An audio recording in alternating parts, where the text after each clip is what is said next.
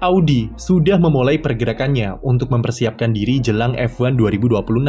Hari Jumat kemarin, Nico Hülkenberg resmi meninggalkan tim Haas dan tidak lama setelah itu ia langsung diumumkan untuk bergabung ke tim Sauber pada 2025 mendatang, yang kemudian nanti akan bertransformasi menjadi tim pabrikan Audi di 2026.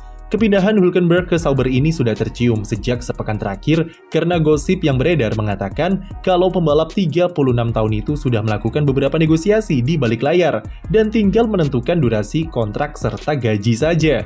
Hasil kesepakatannya adalah Hülkenberg akan dikontrak setidaknya selama 3 musim di Audi Sauber sampai 2027 mendatang, yang artinya dia akan membalap di F1 sampai usianya menyentuh kepala 4.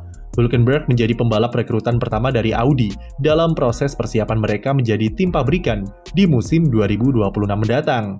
Perekrutan Hülkenberg ini menjadi prioritas bagi Audi karena mereka sejak awal sudah menegaskan kalau salah satu kursi pembalapnya harus diisi oleh orang Jerman sebagai perwakilan dari negara asal pabrikan otomotif raksasa tersebut. Keputusan untuk keluar dari Haas dan bergabung ke Audi Sauber bisa dibilang keputusan yang cukup mudah untuk diambil bagi Hülkenberg. Dengan kondisi Haas yang meskipun secara performa musim ini mereka lebih baik dari Sauber, tetapi untuk jangka panjang bertahan di Haas jelas kurang begitu oke baginya. Sauber dengan Audi di belakangnya tentu lebih menjanjikan bagi kelangsungan karir Hülkenberg yang umurnya sudah tidak muda lagi. Apalagi Hülkenberg menyimpan sebuah impian terpendam yang sejak dulu belum bisa ia wujudkan, yaitu bergabung dan membalap di tim pabrikan besar. Dan akhirnya setelah 12 tahun menunggu, Hülkenberg bisa mewujudkan mimpinya itu ketika Sauber berubah menjadi tim Audi 2 tahun ke depan.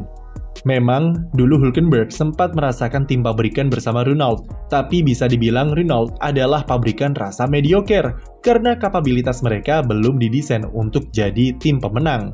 Berbeda dengan Audi, yang notabene merupakan brand raksasa dengan DNA juara yang melekat di dalam setiap ajang balap yang mereka ikuti. Bisa dibilang kalau pindah ke Sauber adalah sebuah reuni bagi Hülkenberg, mengingat dia pernah membela tim asal Swiss tersebut pada musim 2013.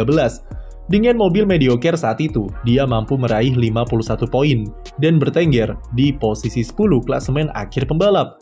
Salah satu aksi heroiknya tentu adalah ketika meraih posisi ketiga pada kualifikasi GP Italia dan menahan laju Lewis Hamilton serta Fernando Alonso untuk finish keempat pada GP Korea.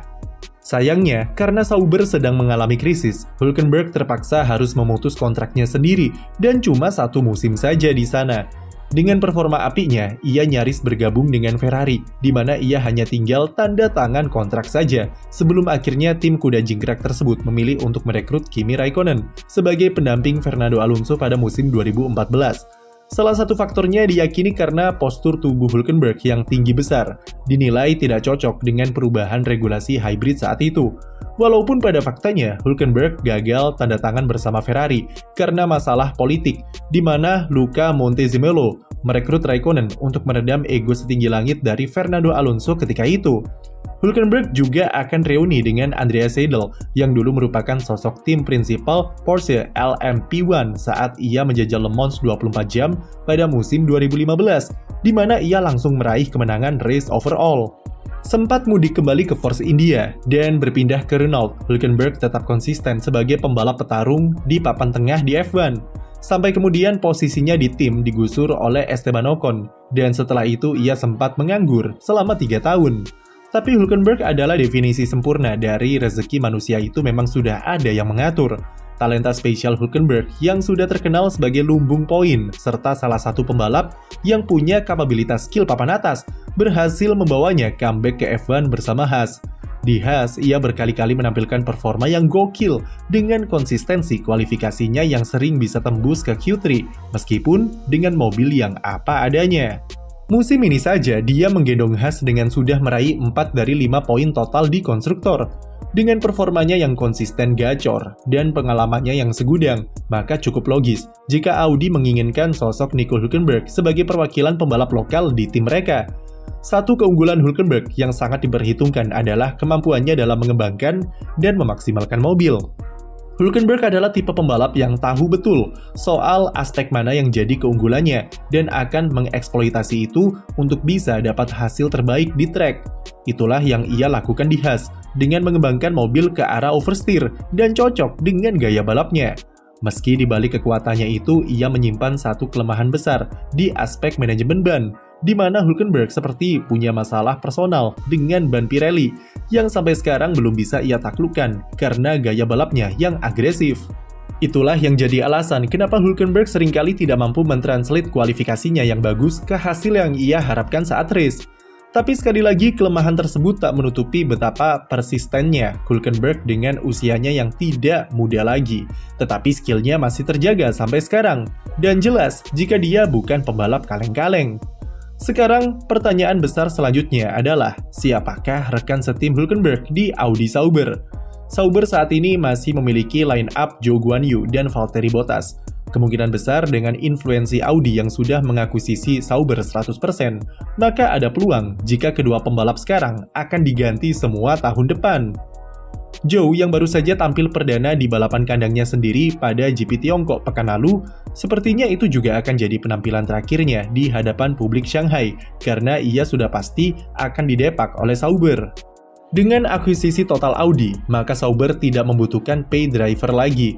Performa Zhou juga jauh dari kata memuaskan, dan jelas tidak masuk ke dalam kriteria yang dibutuhkan Audi.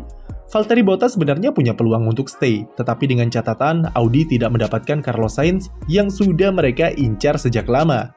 Bottas punya pengalaman dan value-nya sebagai pembalap marketing cukup oke juga di grid.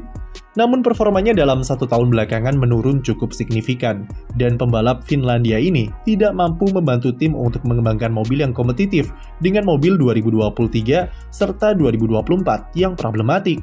Jadi cukup fair untuk berekspektasi kalau line-up Sauber musim depan akan diisi oleh wajah-wajah baru. Carlos Sainz jelas jadi kandidat terkuat untuk menemani Hülkenberg, dan namanya sudah berulang kali muncul di berita soal betapa seriusnya Audi untuk merekrutnya. Masalah utamanya adalah Sainz saat ini sedang bermain tunggu-tungguan atau mengulur waktu. Ia ingin melihat situasi, terutama fluktuasi di internal Red Bull, yang tidak kondusif bisa saja membuat Max Verstappen keluar dari tim. Mercedes jelas bukan opsi yang oke, karena Toto Wolff memprioritaskan Kimi Antonelli. Sainz akan menjadikan Audi sebagai pilihan terakhir, karena dia tahu jika pabrikan Jerman tersebut sangat menginginkannya, bahkan meskipun harus menunggu sampai detik terakhir. Dipastikannya posisi Hülkenberg memberikan Audi ruang yang lebih besar untuk berpikir dan menunggu Sainz sampai ia memutuskan mau kemana musim depan. Kalaupun seandainya Sainz memilih tim lain, masih ada beberapa opsi bagi Audi Sauber untuk menentukan susunan pembalapnya. Masih ada pembalap seperti Pierre Gasly, Esteban Ocon, dan Alex Albon yang bisa direkrut serta kualitasnya tidak beda jauh dengan Sainz. Bahkan, kalaupun tidak dapat musim ini, Sauber masih bisa memperpanjang Bottas selama 1 tahun untuk bisa memperpanjang opsinya di 2026. Jadi, siapakah rekan setim Hülkenberg di Audi nanti? Coba tulis prediksimu di komentar, dan jangan lupa beri like dan subscribe untuk konten F1 lainnya.